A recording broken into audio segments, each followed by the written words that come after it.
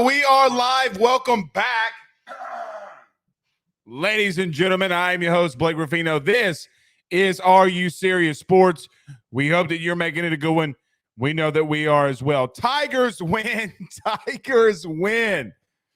Adam B says the curse is broken. Let's hope so. God, did it feel good for the LSU Tigers, men basketball Tigers, I should say, to win a basketball game on the back of KJ Williams going 13 of 25, 5 for 10 from the three-point line, 35 points and 10 big rebounds as the Tigers upset, can't believe I'm about to say this, the Vanderbilt Commodores. All you needed was an Ash Wednesday to wash away the sins of the previous administration. All you needed was to clear your sins of the previous administration to win a basketball game. But LSU moves, snapping a 14-game losing streak, wins their second conference game under Matt McMahon. Really good win for them. I mean, really just on the back of KJ Williams and Adam Miller, who had 18 massive points. Only went 1 for 4 for 3, but was able to drive to the bucket as well. Jalen Reed having 8 points off the bench was absolutely massive as well. So good for them to be able to get their second win. Now, it looks as if if this continues to go the way that it is, that they'll play Mississippi State in a couple of weeks. But look, Vanderbilt had come off of a very interesting run, beating Tennessee by 1, beating Auburn on the road. So coming off some really interesting games after getting embarrassed by Alabama and Brandon Miller, which we will talk about Brandon Miller here tonight, I'm sure, at some point. But coming after that embarrassment of losing 101-44 to the Crimson Tide, Vandy rattled off 5 straight in conference. And then LSU, they come into Baton Rouge and lose to Matt McMahon. Good to see them there. But that's not all that we are going to talk about here tonight, as Brian Kelly looking to add another key piece to his team.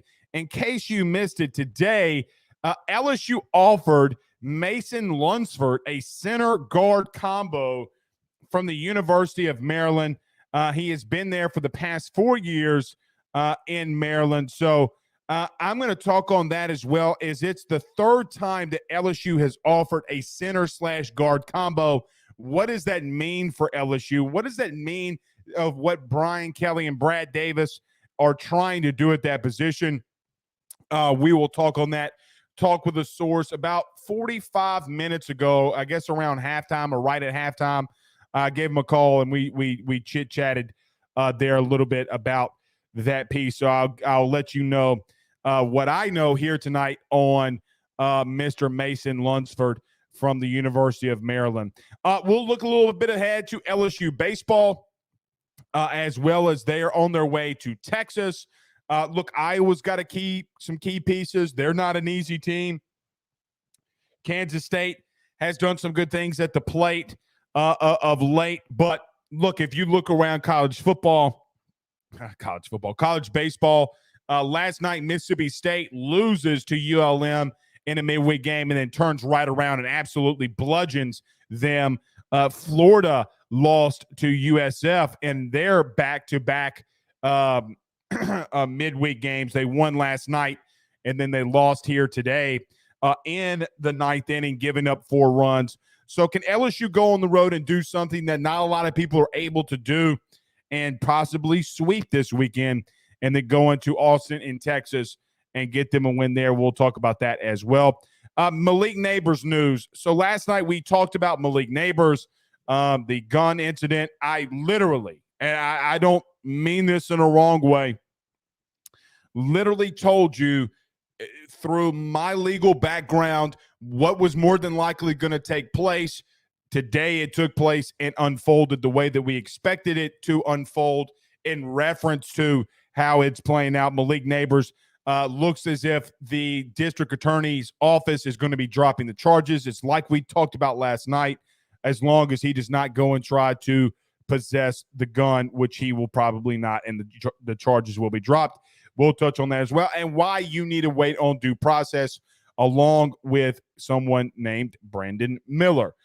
A lot of people have their thoughts on that. I'm actually going to want you to give your thoughts inside the chat of what's going on with Brandon Miller, and I'll give you some of my legal background, whatever that may be, of what I think is going on in this case after reading both of those affidavits here today. All right, let's get to a couple comments. Oh, and then we'll go around the SEC as well. Pierce Lee says, "Ding dong, the streak is dead." It's true. Crying Belly says, "Little closet fools only want to talk about basketball when they're doing good. Y'all were calling for Will Wade back last week." We were not calling for Will Wade back last week. If you crying as you normally do, why don't you clip a piece of me saying that we were calling for Will Wade to come back? Please, God. The words "bring Will Wade back" has never come out of my mouth.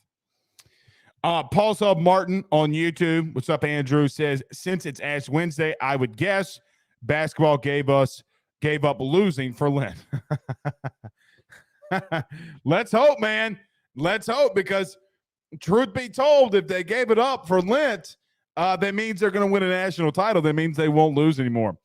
Margaret on Facebook says, "How about those Tigers men's basketball win? Congratulations on their hard work and not giving up." Yeah, and that's a big thing, man. You got to tip your cap to them, man. They've always played hard. It hadn't looked great at times. Quite honestly, it's looked really bad at times. But nevertheless, they always played hard. And good to see KJ Williams bounce back tonight and do what he did on the hardwood. Brandon Reese says, "It's going to be interesting to see how many dudes from this basketball team choose to stick around for next season." I agree with you on that. Trey Patton says, "At Blake, them Rudy Poos charging $25 for the games this weekend." Are you talking about out there in Texas? That's interesting. I did not know that. That's actually not that bad of a rate, I guess. Our good friend Stephen Fry over from Fry Construction. You can give them a call. Hold on, I'm looking for it, Stephen. Give me a second. Right here at 337-457-30 or 5100. 337-457-5100 for all of your construction and dirt services needs. Let them know that Blake Ruffino at AYS sent you on by when you do it. Come on, man. You guys know you need some dirt around your yard. You can use it. You can use some construction. Give them a call. He says, "I know that this basketball roster isn't deep, but kudos to the boys for continuing to fight for a win. Speaks volumes of the character of this group." Not only does it speak character or the character of this group, it also speaks to the buy-in that these guys have on Matt McMahon, right? I mean, look, it's been tough. It's not good. I just don't think it's going to be any worse than what it is right now. Talking to somebody in that program, I think Matt McMahon's going to hit the portal pretty heavy. Jeremy Marshall says, "Malik has a great NIL deal to help out with situations like this." Yeah, but he didn't need him. Doug Ray says, "Yes, it's $25 to watch the whole weekend on D1 baseball, or like $15 for a single day." Oh, my God. I did see that. I mean, look, I don't know about y'all, but I'm going to pay the $25, right? I mean, it is stupid. Like, I get what they're trying to do, right? Like, I get it. It's how they make their money. I mean, I get it, but I don't really ask for a whole lot. You know what's crazy is I'm trying to give away $200. Like, guys, for people complaining with the $25 thing, not really complaining, but mentioning it, complaining was a bad word. I'm literally trying to give away $200. If you can get 10 people to subscribe to AYS Sports on YouTube and the Ruffino and Joe Show, and you tell me and you show me that you got 10 people to sub, I will literally give you 200 smackaroos. We've literally given close to like $5,000 since we started back on the show. So I don't really want to hear, get people to sub. I'll pay for your weekend. I will literally pay for you to watch LSU baseball this weekend if you get 10 people to sub. Shane says, oh, that's terrible then. What's terrible? Jeff says, have a day tray with the natural cycle like a 4-leaf clover. It's true. Roderick Dugas says that Malik Neighbors is innocent. Okay. I hear you, Roderick. I hear you. Well, he's not technically innocent, but you are innocent until proven guilty, and that's why we have due process. Jay on YouTube says, finally, The Rock has come back. Oh, wait, that's probably not what you're saying finally for. Nevertheless, finally, The Rock has come back to Baton Rouge, Louisiana. Yes, indeed. Brandon Reese says, I know it won't happen, but I would be pleasantly surprised if the whole team comes back next season. We'll see, man. We'll see how they're able to do that and if they're able to do some things as well. Yes, I do. We just got a text in from Stewart, and he says, Blake, how about Florida losing a midweek game? They did. They did lose, and they had 4 runs scored on them in the ninth inning. All right, let's get rolling. Everybody do us a favor by hitting the like and share. Share to all of those Facebook groups. Share to all of your social media pages. If you're listening to us on YouTube, like I said, I'm trying, like literally trying to give somebody $200. If you know 10 people, send them both links. Tell them to subscribe. Let them know. Okay. If you're listening to us on XM Radio, very quickly, shout out to our friends over at XM Radio, everything that we're doing over at Believe. We will have some news within probably the next month or two, as I believe we're taking our talents to television. If you have Roku, stuff like that, but we'll make an announcement. So shout out to our good friends at SiriusXM, our good friends over at the TuneIn app, and everybody that listens to us on the audio podcast platform. If you have not done so, please do us a favor, like, subscribe, notification bell, all of that great stuff. We appreciate you doing that. All right, let's do this. Let's go to a very quick break. I got some news on LSU football and what they're trying to do. Talked to a source about 45 minutes ago. We'll touch on that. We'll recap some LSU basketball and LSU baseball this weekend. Stay tuned. We got a lot of LSU to talk about. Be back in 1 minute to touch on it all.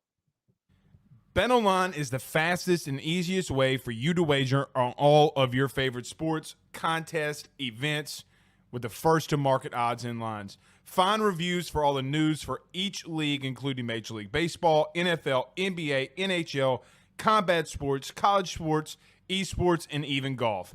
BetOnline continues to be the top online resource for all of your sports information for live in-game betting, props, and futures. Head on over to BetOnline today and use your mobile device to join and make your first sports bet. Use our promo code BELIEVE50, that's BELIEVE50, BLEAV 50, to receive your 50% off welcome bonus on your first deposit. That's betonline.ag, betonline.ag.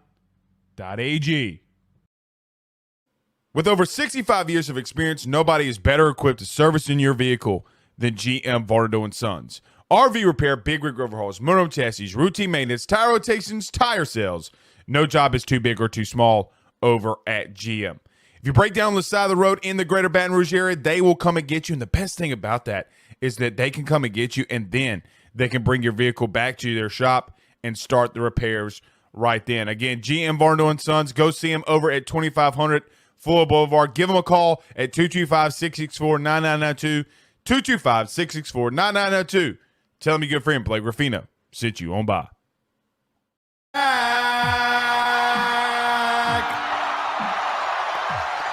All right, let's get this thing rolling, y'all. Shane says either the cop made a questionable arrest. I don't believe that that's true. That's not true. I mean, Shane, they have the weapon. So, I mean, there's city ordinances. Look, again, like I told you last night. So, and talking about Malik Neighbors, and if you want to talk about this due process thing, we'll get to Brandon Miller in a minute. Look, one day, maybe me and you will have a long conversation of my background, but let me just tell you, in my legal experience, guys, I get he's carrying a gun in New Orleans. Having a gun in today's society is a lot of people look at it in a whole lot of different ways. Okay. Like I said, like, look, dude, I have a gun case right here with about 7 guns. We hunt around this household. We hunt around this studio. Got one right here. Cock locked and ready to rock if you try to come in this house and do anything stupid. Okay. Just letting it be known, having a weapon in an open carry is not illegal.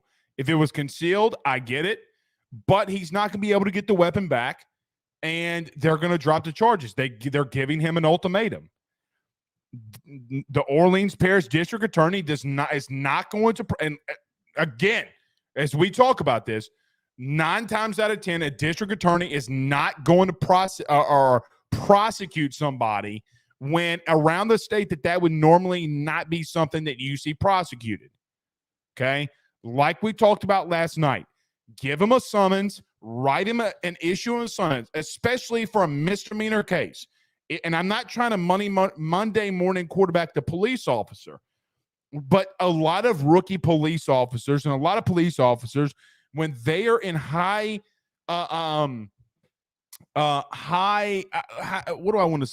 tense situations, sometimes you do not think clearly. Okay. You can look all of this up, and if you think that I'm wrong, look it up yourself. They could have issued him a misdemeanor summons.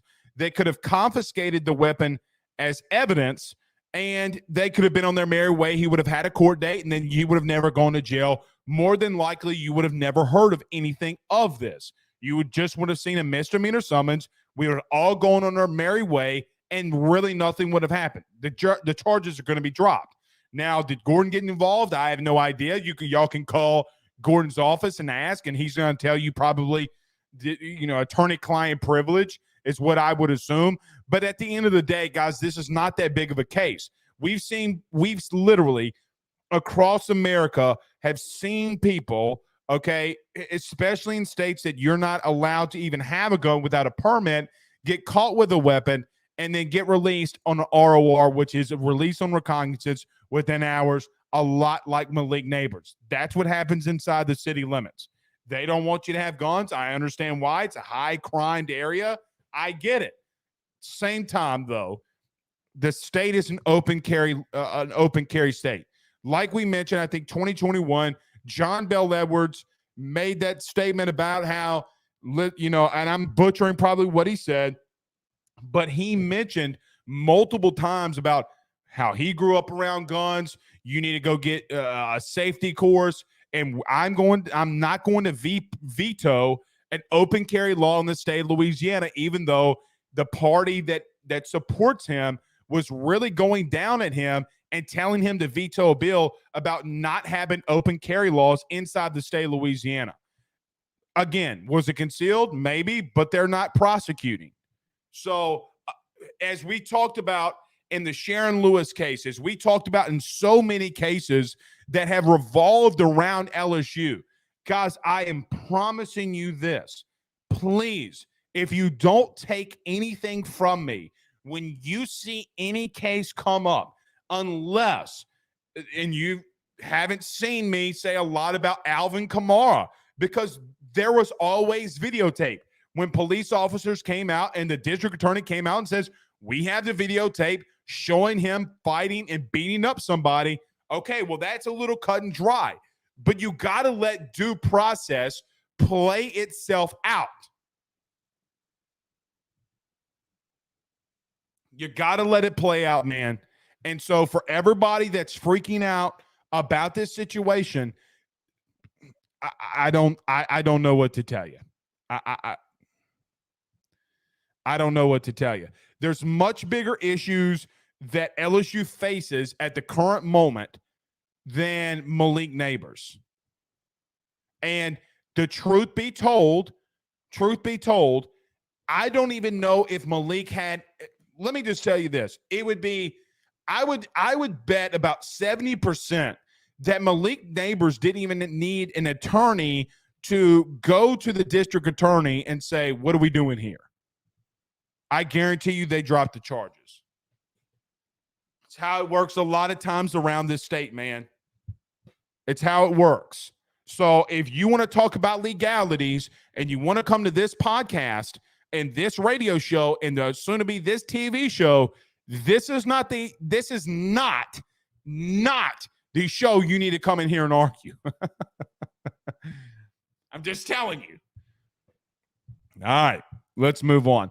LSU basketball. We'll talk LSU basketball first, but I got to get to this Brian Kelly news.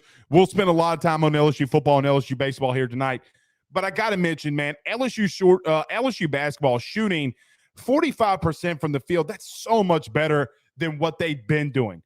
43% from three. KJ Williams absolutely lighting it up and hammering a lot of threes down the stretch for LSU to win this game.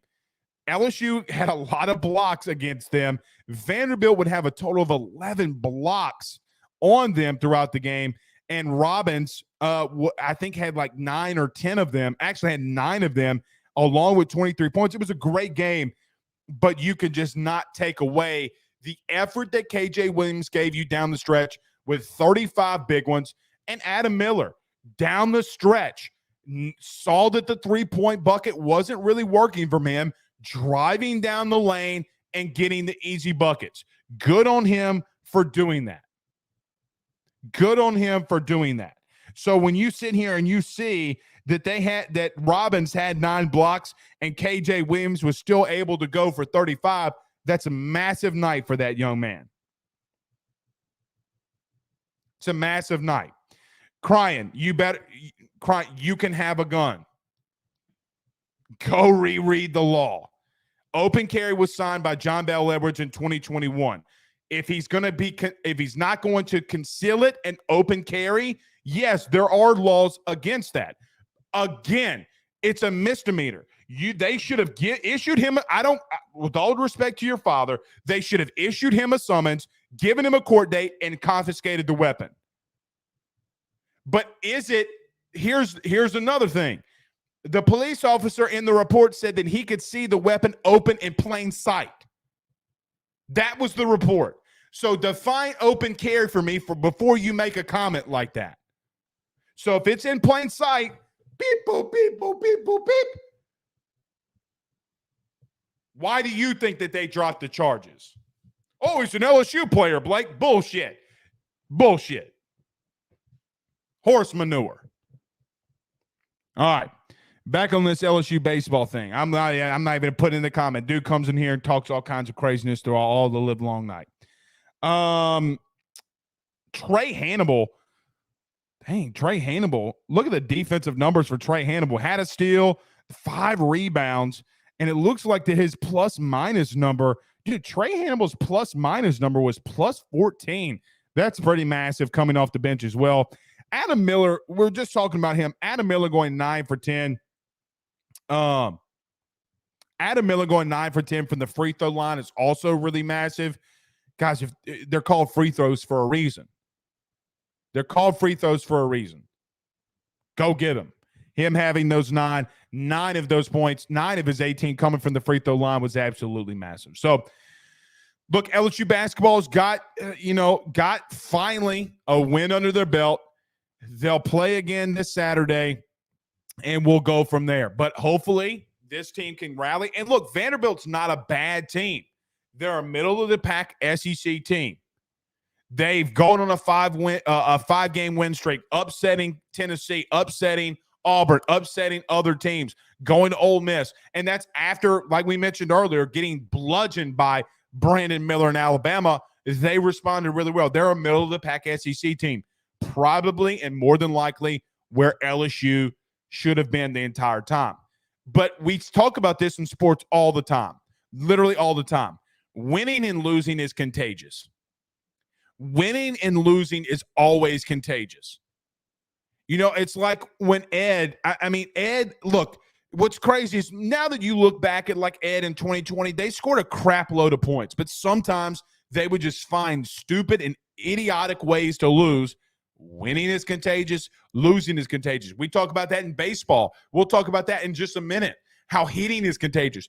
How does USF, go on the road and score 4 runs in the ninth? Sometimes it's just contagious to be able to do things like that. So good on them. Let me look and see very quickly, though. Guys, y'all can pull this up. I'm just looking up the basketball schedule. LSU has Ole Miss on Saturday at 7:30 p.m. Central Standard Time. Looks like that baby is in Oxford. So Ole Miss is not a good football team. Not a good basketball team. Maybe you can win 2 in a row. Maybe LSU basketball did just indeed give up losing for Lent on this Ash Wednesday. God, how crazy would it be if they kind of went on a little bit of a streak here? They're not getting to the tournament. I don't think they'll even get to the NIT, but nevertheless, it's good to see that they're winning, man. And it's tough for a coach. It's tough for a team. It's tough for a fan base when you're trying to do everything right. When you're trying to do everything right and things just continue to go wrong. Ed O, the Nuss Bus driver, says, I bet Vandy, well, you lost. Because that game was up like -2, I think. And Kentucky. What's Kentucky doing? I didn't see. Rob Boudreaux says, man, did you see, Blake, that Mississippi State has a switch pitcher? That's crazy. Yeah, I saw that today. I was actually watching that game because I was like, there's no way ULM is going to go back-to-back and beat Mississippi State. Like, that would be nuts. But, yeah, he went 4 innings. I forget the young man's name, but 4 innings. I think 4 Ks, one walk. The dude was electric. He's just got good talent in baseball, man. It's got great talent in baseball. Tennessee, I think that they came back and or were winning when I turned that game off and LSU basketball was coming on. Florida did lose tonight. But look, sometimes of all the sports, baseball is probably the most equal at times because you can go out there and lose to Rudy Poo State University, RPU, shout out to RPU, and RPSU, I guess I should say. And yeah. All right, let me talk on this Brian Kelly thing very quickly as we're getting into the show. We're about halfway through. So if you missed it today, let me bring this up so you guys can see who it is that I'm talking about so that we're all on the same page. So today, LSU made a very interesting offer. And I'm talking about offer inside the transfer portal. Let me bring this up. I'm trying to bring this up. Guys, if you can bring it up, y'all can. Here we go. So today, if you missed it, LSU offered center guard or a guy that played center and guard at Maryland, Mason Lunsford. He said on Twitter today, I'm blessed to receive an offer from LSU and added Will Redmond in doing so. Let me just bring up something interesting here. Okay, and bringing up something interesting, this is like the 3rd time that LSU has offered and went after a center guard combo in the portal. Okay, they went after Ja'Kai Clark. I forget the other kid that they offered, and LSU wasn't really serious on him. And I know Will Redmond has been doing some of this stuff that he's offering guys, and maybe Brad Davis gets involved, maybe not. But I do think it's interesting, okay? I don't think that, him adding Will Redmond, I just don't think that he's doing that just because, right? Like, I don't think that, one time, shame on you kind of deal. 2 times, shame on me for not seeing it. But a 3rd time, what is it? So now that you're in a situation where LSU is going to be returning 5 guys that started on the offensive line a season ago.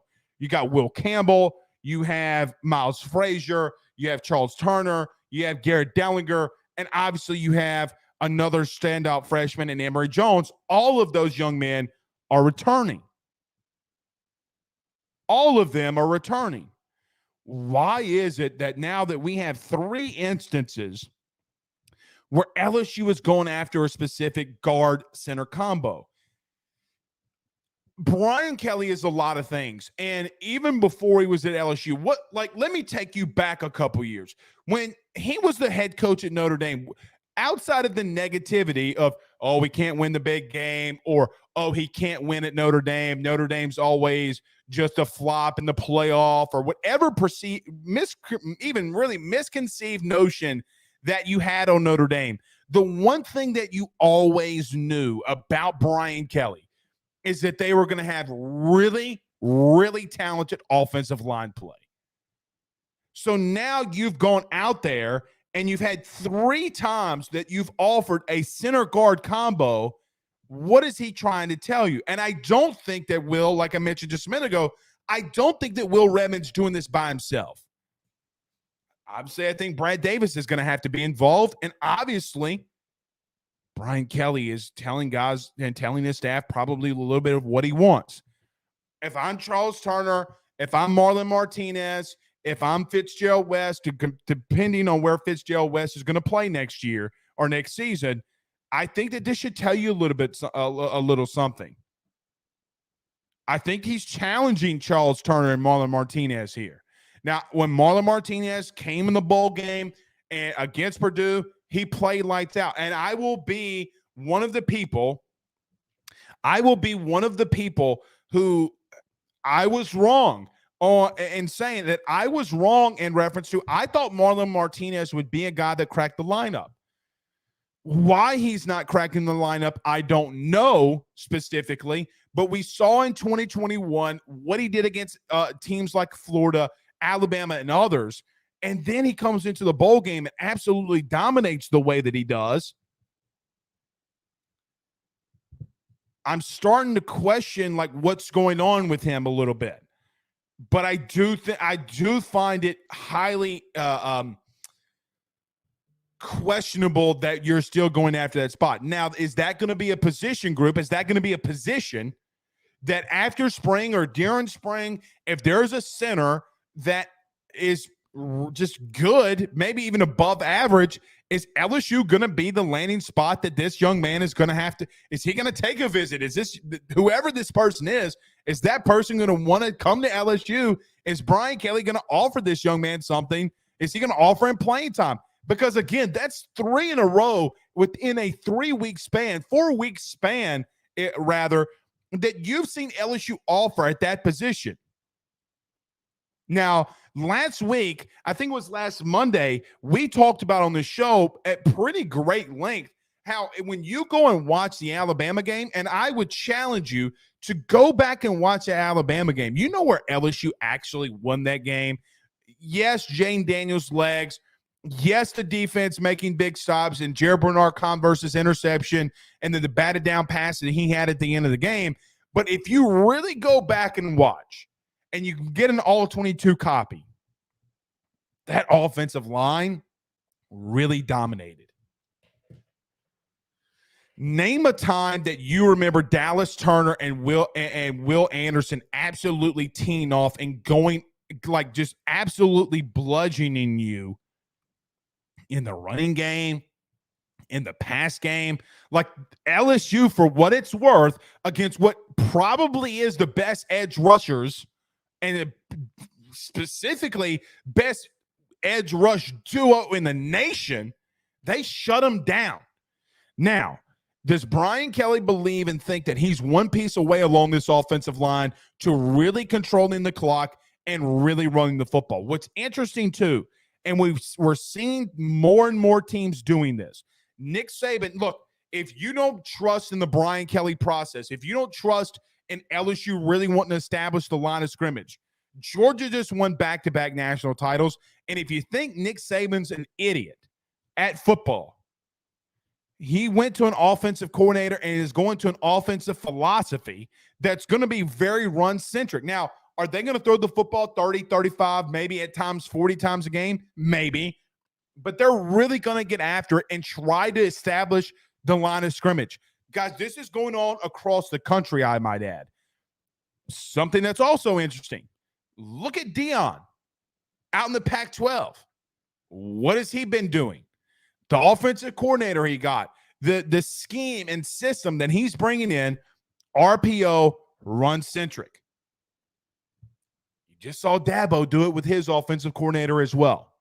So when you go around college football and you look at all of these specific pieces, you see with these elite coaches, and if you think Dabo, Kirby, Kelly, and Saban are in that elite conversation, then you're wrong. They're all trying to get back and establishing the line of scrimmage that we've seen probably 5, 8, 10 years ago. I mean, guys, 10 years ago, you got Alabama winning back-to-back national titles. Yuck, barf, nasty, disgusting. I get it. But what were those teams? LSU, Alabama, Georgia. Who else was in that time frame? Ohio State with Urban Meyer. You know, Urban Meyer would then come in, and there was a guy by the name of Zeke Elliott who would run all over them in a couple of years when the playoff was established.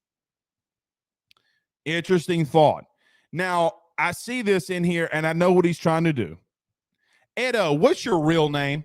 Edo Nussbus Driver, what's your real name? He says, do you think we will see both quarterbacks this season? Be honest. Absolutely. And it goes back to the point that I try to make all off season, but people get it in their heads that like, oh, Blake's picking this guy or Blake's picking that guy. I'm not picking anybody. What I think Brian Kelly tried to tell you without telling you, and what I think had to happen a season ago, Jane Daniels was the right quarterback at that last season to be able for you to win 10 games.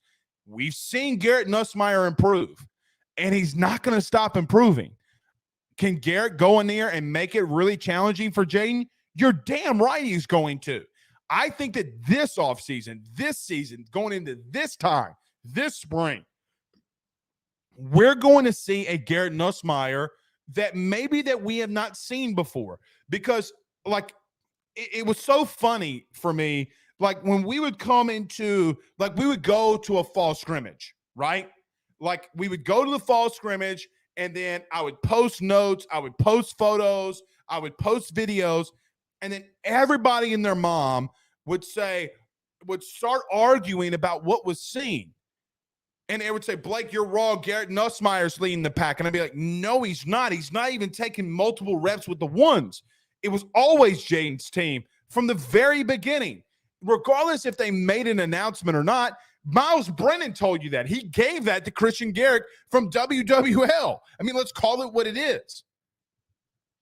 I think you could see a two-quarterback type of system. How they're going to run that, are they going to do that? I don't know. I think Jaden is getting a lot better. You know, talking to the guys at the 3D quarterback, we posted those videos.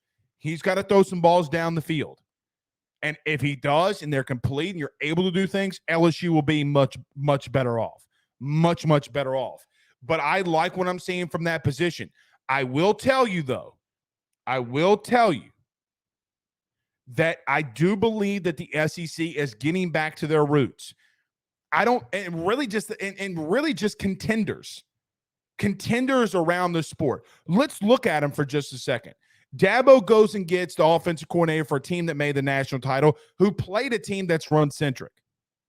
Ryan Day and Ohio State almost upsets Georgia. Why? Because, guys, they're running, and I can pull this up really quick, but they ran the ball at an extremely high clip against Georgia. Let me just look this up very quickly.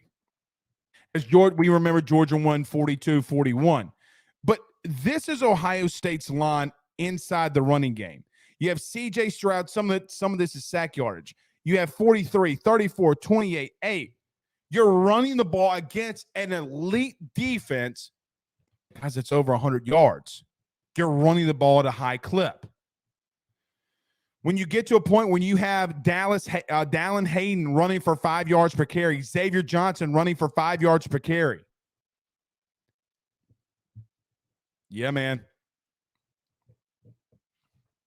We'll see. I just really, and you look around college football and that specific thing happening, I love it. I think teams needed to get back to that. Now, as we talked on the show before, like, Nick blaming Bill O'Brien for their offensive woes, you dumbass. Look, Saban is not above reproach. Like, I'm so tired of listening to Alabama fans trying to pump up Tommy Rees. 2 years ago, when Alabama played Brian Kelly and Tommy Rees in the playoff, they never, not once, would have told you that Tommy Rees was a good OC. Now they're claiming that he's going to be really good. Horse manure. That's crap, dude. You got Bill O'Brien out here scoring 39.9 points per game offensively and then 41.4 points per game offensively. They just want to do it differently. They want to get back to running the football, and there's nothing wrong with that. Nothing wrong with that at all. See what they're able to do. Blaine Smith says Nuss isn't staying, in my opinion. I don't know if I agree with you there. He says, I hope I'm totally wrong. I hope you remind me after the season. Well, I hope I remind you in the beginning of the season that he's still here. If you're going to stay around this long, why not wait it out, man? You're a year at worst. Guys, at absolute worst, Garrett Nussmeier's a year away from being a starter at LSU. At the absolute worst. And I still believe that he's going to get a lot of playing time. Do I think Jaden's going to start? Yes, at this current moment I do. Haven't seen spring camp. Haven't seen fall camp. Think Jaden knows that Jaden's not an idiot. He's a good kid. He knows where he's got to get better. But I think it's funny, like when we post a video and everybody's like talking crap about him, I'm like, do you just not want him to get better? Do you not want Jane Daniels to get better?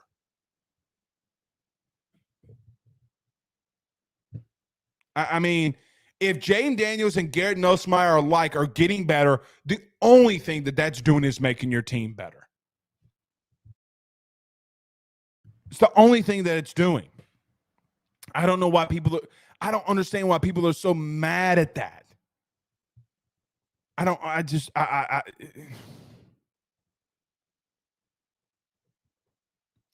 It's kind of wild, man. It's kind of wild. All right, let's take a quick break. We'll talk some more LSU football. Fire inside any questions, thoughts, concerns you may have inside the chat. We'll talk some little bit of LSU baseball. We'll probably round it up with maybe some Brandon Miller, my thoughts on that. I do have another thought on LSU football, though, when we get back from the break. Then we'll talk some LSU baseball. Let's talk about our good friend Carol Foss over at State Farm. We return in 45 seconds. Stay tuned, man. Guys, you might know my good friend Carol Foss and all the great service that he provides over at State Farm. He is your good neighbor after all. But did you know State Farm has surprisingly great rates as well? Along with the great neighbor service, State Farm agent Carol Foss has surprisingly great rates for everyone inside the state of Louisiana. So call him today at 985-395-4300, 985-395-4300 for all of those surprisingly great rates on auto, home, and life insurance needs. Like a good neighbor, State Farm is there, and individual premiums will vary by customer. All applicants subject to the State Farm underwriting requirements.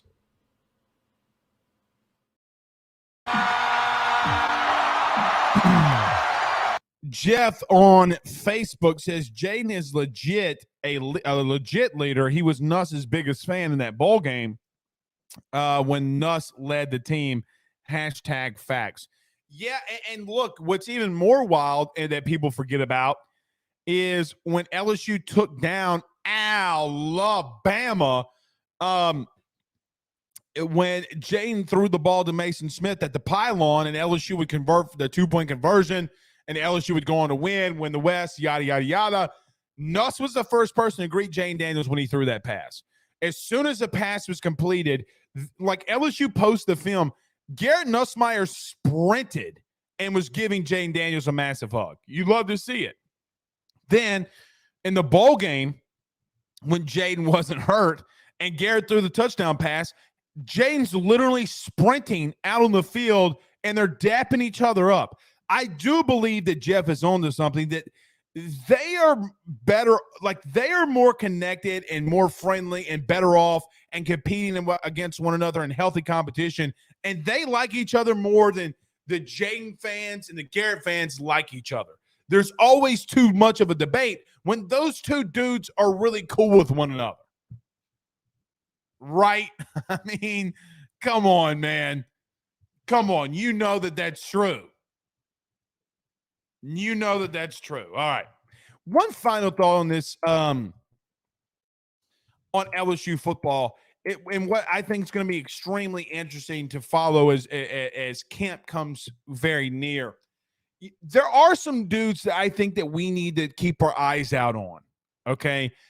And not so much like the big name guys. Like, you know, everybody's looking forward to Denver Harris. Everybody's looking forward to seeing Aaron Anderson. I am too, man. And don't get my words twisted. I'm ready to see what Aaron Anderson looks like. I'm ready to see what Denver Harris looks like. I'm ready to see what Zy Alexander looks like, et cetera, et cetera. There's so many dudes that I'm ready to lay my eyes on and watch football and see them and how they compete. But there are some position groups and specific players that I think we need to keep our eyes out on. Number one, Savion Jones, St. James native, defensive end, had some really good games last year. Had a sack against Ole Miss, had one against Arkansas, did some really good things. Guys, LSU really needs to find who's going to be their best pass rusher. Now, you could say, well, Blake, Harold Perkins. Yeah, you're right. But there is a lot of times, right, that Harold Perkins will be in the middle and spy that quarterback and run him down for a sack. How many times did we see that a season ago? My interesting part, and I had an NFL assistant GM, guy was actually in my wedding, believe it or not, tell me, I asked him about Harold Perkins. So I was like, look, if Harold Perkins were in this draft, where would you take him? And he goes, well, you know what's interesting about that? Even though I'd take him top 5 and not blink an eye, B.J. Ojulari helped a lot of times in getting Harold Perkins those sacks, because what B.J. Ojulari would do is flush quarterbacks out of the pocket, and he was able to track guys down. We remember him tracking down Jackson Dart. We remember the Malik Hornsby stuff. A lot of that, if you touch, and he told me to go back and watch the film, and I did, and he was right, of how successful B.J. Ojulari was on the edge. Is Savion Jones and another guy that I want to lay my eyes on and see how they do in this spring? What about Deshaun Womack? You know, I have a lot of high hopes for that young man. A lot of high hopes for that young man. You need a pass rush. Another thing, too, is speaking in there, and I think just the defensive line in general. And look, I know that this is going to come off in a wrong way, okay? And I'm going to have – I hope I don't have to eat my words on this one, but I know that there is a feeling on Deshaun Womack inside that building that they think that young man has the potential to be a game changer like Harold Perkins was a year ago. If that is even remotely the case, like even if that's 2/3 of the case, and instead of 8 sacks as a freshman, 8.5 sacks as a freshman, let's just say he gets 5.5 sacks. Say he gets 50 tackles, 45 tackles, whatever he's able to do, that's massive from a freshman. Company, Mason Smith, Mekhi Wingo, and others. Got talent, man. Just got to find it and put it in the right positions to do some things. I think that we all agree with that. All right, couple comments, and we'll move to some LSU baseball. Rob Boudreaux says, I've been noticing JD and Nuss always congratulate each other. Walker was the odd one, and he was never around. Very interesting, isn't it?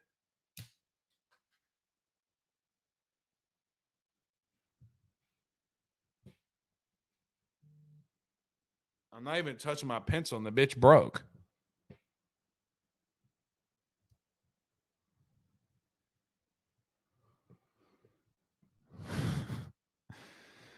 Jeff says Trey Holly is very intriguing as an incoming freshman. That's another guy. Offensively, look, Trey is one of those dudes. Don't get me wrong. I want to lay my eyes on. I've seen Shelton Sampson. I've seen Caleb Jackson. I want to see Jaylen Brown. Like, if you're talking about like elite speed, like You know what? And what's so wild is the dude commits to LSU and gets demoted from a 5-star, which is so stupid. And then they said he couldn't catch, and then he has like 75, 80 catches in a season. So dumb. I want to see what that young man could do. You know, like, and I would even beg this question right now. I do wonder, does LSU have more speed at wide receiver this year than they did last? Think about this for just a minute. Does LSU right now have more speed at receiver this year than they did last? Aaron Anderson and Jaylen Brown and Chris Hilton and others make that argument very compelling. You got some dudes that can flat out fly. Flat out fly. So, and by the way, talking about Caleb Jackson, I beg of you to watch some Caleb Jackson highlights. That dude might run a 4.4 right now. And he's coming off an ankle injury or knee injury, whatever it was. Dude, this offense has got some speed on it. What's so wild, Brian Kelly has more speed right now at LSU and in with this incoming freshman class and transfer portal class than I would make this argument than he ever had at Notre Dame. Ever. And I don't think that that's really a hot take. I just think it's facts. Jaylen Brown, Chris Hilton, Aaron Anderson. Boop, boop, boop. Bada beep, bada boop, bada boop. Without a doubt, as Edo says. So, I mean, I'm telling you, man, we look for the negatives so often. We look for the negative things so many times. Don't. This team's going to be fine, man. You got a guy that's running this ship at the helm. You're going to be fine. I think this is a 10-win team. Like, I really believe they wake up out of bed 10 wins. And I told you, and I haven't talked about this at all, the entire offseason, I told you LSU wakes up out of bed a 6-win team. The way that LSU recruits, no matter what, they are going to be a 6-win team. You saw the wheels falling off of the Orgeron. And I will go back to the episode and clip it if I got to.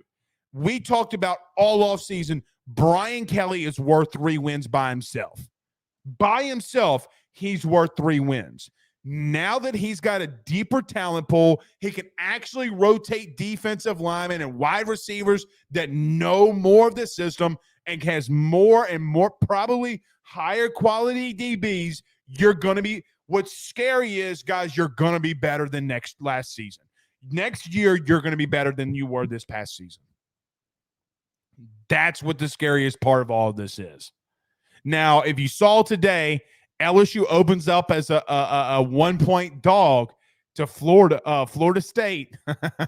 I'm telling you, don't sleep on them. Do not sleep on them. You can think it's games and jokes and fun all you want to. I know LSU is going to be better than they were a year ago. So is Florida State. That is a hell of a matchup. It's a hell of a matchup. And you're going back to Orlando and trying to find a way to upset at this exact moment, as you being a 1-point dog to Florida State. You're trying to go into Orlando and upset the Florida State Seminoles. I think that you do. I think that you do. Edo says, and Blake, don't forget about Mason Taylor. He can fly too. It's a great point. It's a great point. Edo's right there. I mean, like, that dude can fly for a tight end. And look, we haven't talked about Kamarian Pimpton. Guys, I can already see Pimpton in the end zone catching passes just based off his size. Oh, and by the way, Mark McWay.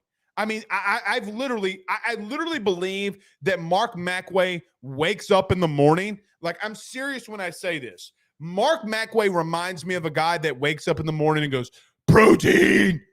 I mean, the kid's a freshman, for crying out loud. That's another kid I want to see.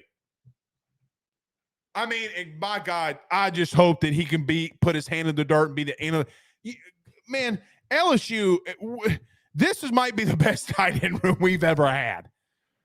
I mean, Thaddeus Moss did some good things, and yes, Foster Moreau is still in the league, but collectively, guys, you got dudes. I'm talking about dudes. And I could literally convince myself of how good this team is. I think your wide receiver room is freaking really good. Now, they all got things that they got to get better at, and we'll touch on that in just a second. The wide receiver room is really good. The tight end room is really good. The running back room, the O-line room, I think the O-line room and quarterback room, everything looks really good. You got some really good pieces. Here's the only thing. Tight ends got to get better at blocking at the end line of scrimmage. Mason Taylor got so much better as the year went on. You're going to add Mark McWay, who literally benches trucks for a living. He just wakes up in the morning, picks up a bus, and goes, hurr. Speed at wide receiver, speed at quarterback, and you can throw it Garrett. I think Jaden can throw too, man. Like, don't forget that LSU averaged 275 yards in the air last year. Don't believe me? Go look it up. So it's not like they were putrid. Did they have games they didn't look good? Yeah, I'm with you. I get it. But there are things like the wide receiver room. You can't have that many drops that you did a year ago. Guys, you led the SEC in drops. All the live long day, we're gonna hear all off season. Blank the wide receiver room. And you're right to some extent. Get better, stop and not drop passes. Now, the guy that dropped the most passes isn't here anymore. He's in the NFL draft. All right, let's move. I'll get to a couple comments really quickly. We're going to move to LSU baseball and then get on out of here. Aaron Adams says, Ed O voice. No question. Wade McBride says, I want to see the tight end room. I think they'll do good. As we just talked about. Brandon Reed says, I think Denver Harris and maybe Deuce Chestnut start outside corner. Maybe. People are sleeping on Zy Alexander, bud. You are sleeping on Zy Alexander. I'm just telling you. I've seen the kid play too much. Now, it's a big step forward. It's a big step forward going from the FCS to the FBS. It's a massive step forward, okay? I'm with you there. I agree. But he's gone every time that he's gone against FBS opponents, TCU or whoever, whoever in the Rudy Poo it is. The kids come down with the interceptions. He's a willing tackler. I mean, I think it was TCU. They did like a little jet sweep, and he's coming from like 15 yards and absolutely laying the lumber on a team that ultimately and had players on it that ultimately played in the national championship. So,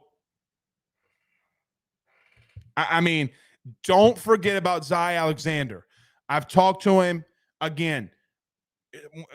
Guys, having the connection with Southeastern the way that we do. Now, we don't talk about him on the show. We're not a Southeastern podcast. But don't sleep on Zy Alexander. The thing, Frank Selfo, the head coach at Southeastern, raved about the kid. And that's Frank Selfo. Now, if you remember Blake Bortles, the best year that Blake Bortles ever had, you know who was his quarterback's coach was? Frank Selfo. This guy's been in the league. He's been in college football, and he will tell you that Zy Alexander is one of the best corners he's seen. That speaks volumes. All right, get to some LSU baseball really quickly. So LSU is going out to Round Rock, Texas at Dell Diamond.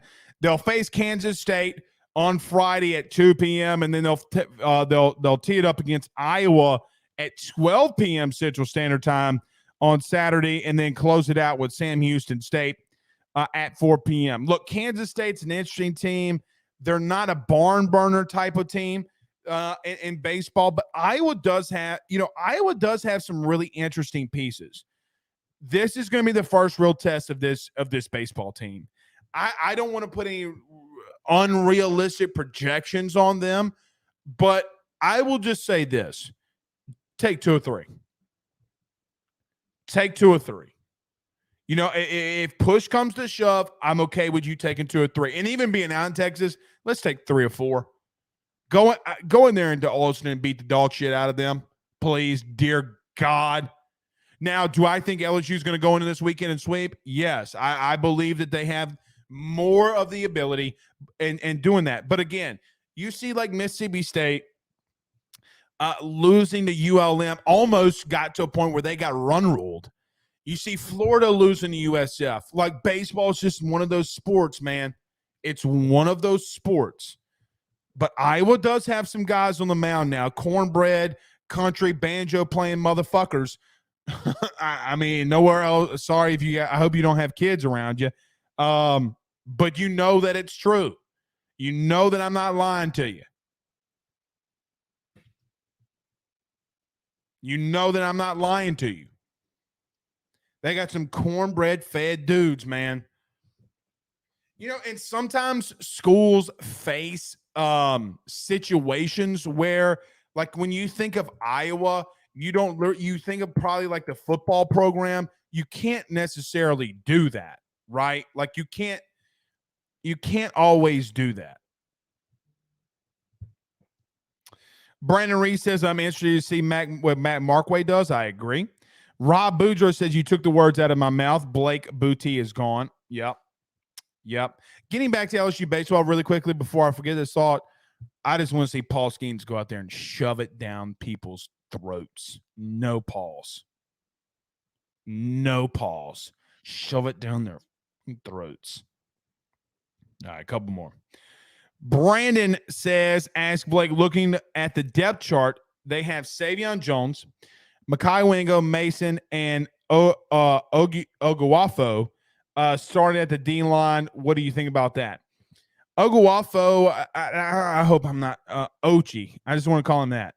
Because I'm going to mispronounce the name. Somebody help me with the name. Interesting piece. Been around Brian Kelly. Let's see what they do there. I don't trust. Let me just tell you this, Brandon. And my mentor, so my mentor in podcast radio has been Bill King, the great and legendary Bill King. And he always tells me, and he's always so right with this, don't ever go off of spring depth charts. He's always so right. Swamp Donkey says, what did you think of that Jared Jones homer last night?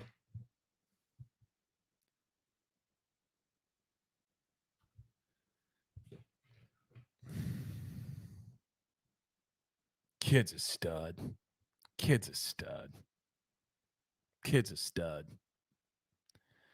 467 feet. 467 feet. 109 miles an hour off the bat.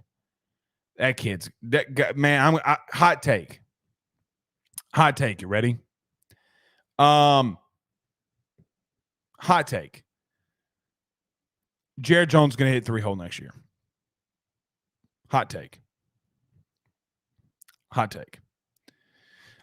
Edo says Galloway is a quick tight end. Yeah, he's just not really on the team this year. Penn Jones says Alexander is a baller. He is, man. And again, when you talk to like guys, I've talked to Frank Selfo. I mean, the guy who literally been with Blake Bortles Blake had his best season under Frank Selfo. And for him to come out and literally tell me that Zy Alexander is one of the best corners that he's seen, that's a guy that made the playoffs with Jacksonville. I think he was on that team, I'm pretty sure, but was with Jacksonville that year that they made the playoffs. Remember that crazy game they had against the Steelers? It was like a barber. Blake Bortles looked like he was immortal. Blake Bortles against the Steelers in that playoff game looked like freaking Thanos. Okay? The dude looked like freaking Thanos. Dude just goes out there, snaps his finger. Thanos. If that guy tells me that he thinks that Zy Alexander is going to play in the league, who am I to tell him he's wrong? Eric Weinberger, our dude. He says, I need to get on the show. Weinberger, don't say you're going to come on the show and never come on. You know what?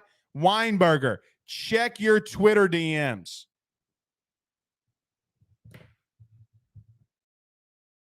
Check your Twitter DMs. I sent you the same thing on August the 18th, and you never came on. You got 5 minutes to respond. Let's see. Brandon says, imagine Harris Alexander starting at corner next year. Harris 6'1", Alexander 6'3", and he's a legit 6'3". Like I'm 6'3", and so next to him, he's a legit 6'3". And then can Deuce Chestnut. What can he do? And J.K. Johnson. I'm not gonna mention his name. Somebody told me that they think that J.K. Johnson's the fastest dude on the team. And that Steeples is dude, man. You can't rule out that Steeples has got his guy, man. He's got his guy. J.K. Johnson is a guy that's been around him. He coached him in high school. You cannot let that just go by the wayside. J.K. Johnson's going to play, dude. So Rob, I'm not going to bring up your comment because it's really political, but I see it.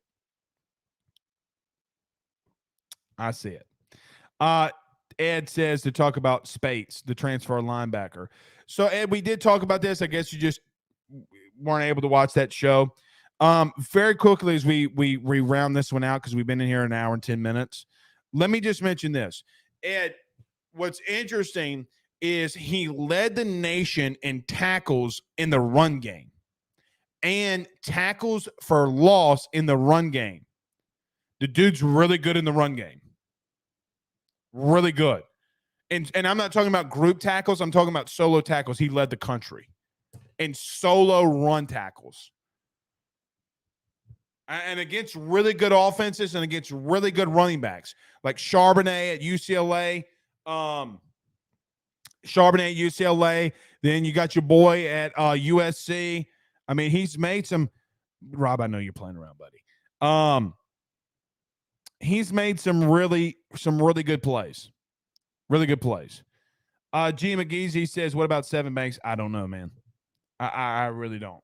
I really don't know. I just hope that Seven Banks plays football again. All right. Back tomorrow. By the way, my family's back. My family, Ben and Megan and Jewel, my new baby girl, Jewel. Love that little girl. Have been out of town for Mardi Gras, and they're back. So I'm a happy daddy and a happy husband. So going to go spend some time for them before they go to sleep. Until tomorrow, we'll try to guess it up tomorrow as well. Till then, peace out, Go Scouts.